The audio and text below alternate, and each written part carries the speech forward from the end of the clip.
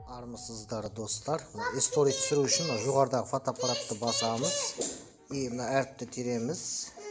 Пока термей тұрамыз. Кез келген объекттің суретке түсіреміз. Қазір міне қара фонды таңдап алайық. Мысалы қара фон. И суретке түсірдік. Расход түсіріп алдық. Енді әріптермен жазамыз. Привет.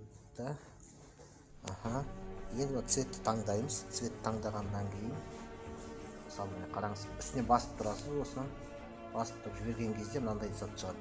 Екі жағынан. Мынандай оң жақ, сол жағынан. Енді мен палитраны басып тұрамын. Кетті.